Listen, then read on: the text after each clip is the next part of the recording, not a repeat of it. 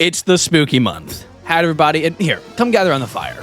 One of my favorite things I've done on this channel is working with my amazing artist Valerie, go follow her on Instagram by the way, and making all sorts of hybrids.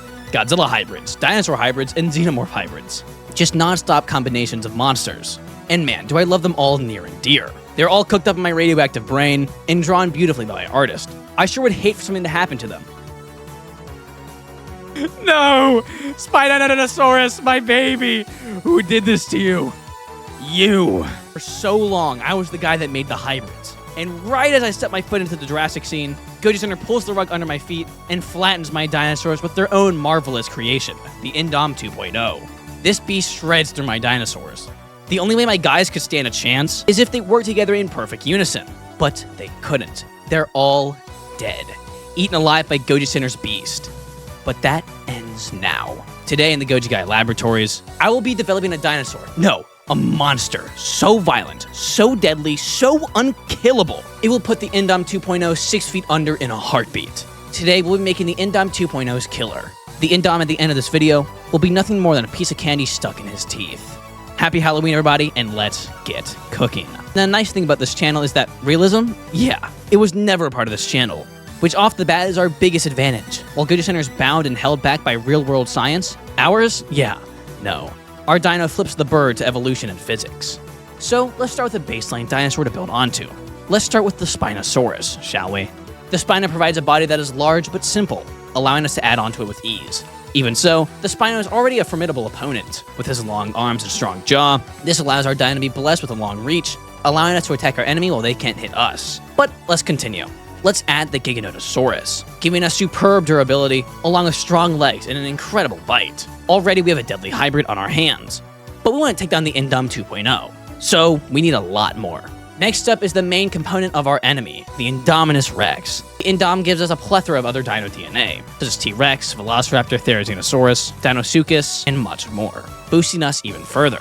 She also brings longer claws, deadly sharp teeth, and thermal vision. And all of that is good, but the most important part now is that we are now part Indom, meaning we'll know how the Indom 2.0 fights, how it behaves, how it functions. And lastly for dino DNA, we'll be taking in the first ever hybrid dino, the Scorpius Rex. Not only are we adding it to the pot, but firstly we'll be altering his DNA, making his venom much more potent and deadly. But here's where it gets super unnecessarily broken. Now for context, most scaled animals have similar features to hairy animals when it comes to oil production. Like how your or my hair produces oil, some scaled animals rely on a combination of mucus and natural oil to keep them healthy. This is where things get broken. We're not only changing the venom of the Scorpius, as you'll see in a moment, we're changing how it comes out. While sure, the dino will still have quills, it's also not producing it for every single one of its scales, making it so that if you bite or slash at it, you will one way or another get toxin within you. And the toxin, well, here's what we did. Now, within seconds, the enemy's blood congeals, making it so that the Indom 2.0 hits us, its own blood solidifies in its body, making it agonizing to move, and slowly killing the Indom as there's now no blood flow throughout the body. And thanks to Scorpius, we're also now immune to any sort of disease. So I believe there's now already an argument to be held. This custom dino is already practically unstoppable. Even the Indom 2.0 would have some issues, as anywhere it tries to bite or cut, it could start to kill itself. And our dino could also deal some hard hits. But we aren't done just yet. We want to make sure that no matter what Goji Center or any other channel in the future creates, this silly dino will still stay on top. Next up is chameleon DNA. This allows us to camouflage even better, and we also have near 360-degree vision. That paired with the thermal vision already makes it impossible for anything to sneak up on us. And that also gives us a very strong and prehensile tail, allowing us to practically hang from trees and hide. But we of course aren't done yet. Next up is the bite. Goji Center's Indom 2.0's main feature is its insane bite, and I promised myself I wouldn't use anything they used, so instead we're using the behemoth that is the Dunkleosteus. Now it's hard to say how strong the Dunk's bite is, but researchers say somewhere between 11,000 pounds per square inch all the way up to 80,000 pounds. Now, why not the Megalodon, you may ask?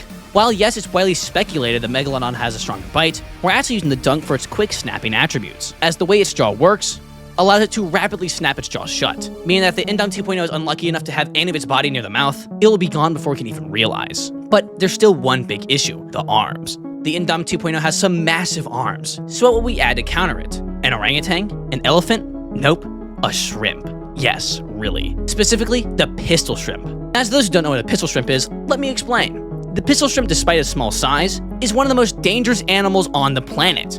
This because of their method of attack. Now, it makes them hit so hard is due to many factors, but the main ones being 1. Their claws operate like a lever, amplifying the force of their snap.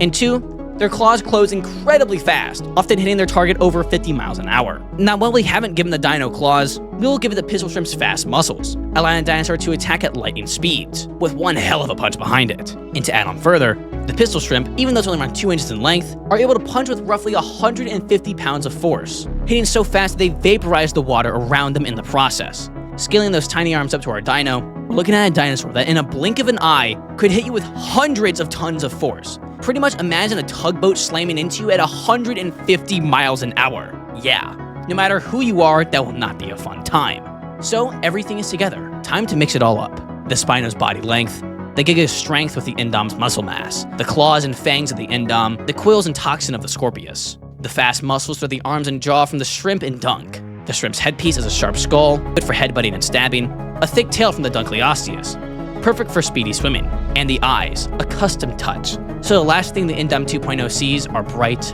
red eyes. Fusing all these animals together, and you're left with Hank. Yes, really, that's his name.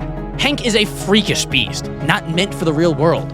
His only purpose is to avenge his fallen brethren, the Gigaraptor, Spinonotosaurus, Endozinosaurus, and the Anchiceratops. I think I can say comfortably, we have made a dinosaur that is able to take down the Indom 2.0. Whether he dies afterwards isn't the matter. The only goal is to take out the Indom, and his goal is completed. But Goji-san are smart, crafty, hell, I'd even say brilliant. Whether they mean to or not, they will someday design another dinosaur, one that not even Hank could stand a chance against. So we've taken it one step further and added an animal so stupidly powerful, it has been deemed as the unkillable animal, the tardigrade. The tardigrades, despite being a microscopic organism, are by far the most resilient creatures on the planet, being able to handle temperatures from negative 458 degrees Fahrenheit and all the way up to 302 degrees Fahrenheit. They can survive insane pressure over 6,000 times the standard atmosphere. Pressure that strong can turn gas into liquid, and turn liquids into solids. They can tank radiation like a champ. They can survive years without water, they can withstand high levels of toxins and extreme pH levels, and they can even survive the vacuum of space. Not even the great beyond, that is the boundlessness of space, can kill these guys. So, I think it's safe to say, Hank wins this battle. Thank you all very much for watching, and go out there and have a fun Halloween. And I want to clarify, there is no beef between me and Goji-san. This video is done entirely for fun, and in the spirit of Halloween. If you enjoyed this video, make sure to subscribe if you want to see more Dino and Kaiju content. But, as always, keep trick-or-treating. Goji Guy, out. See ya.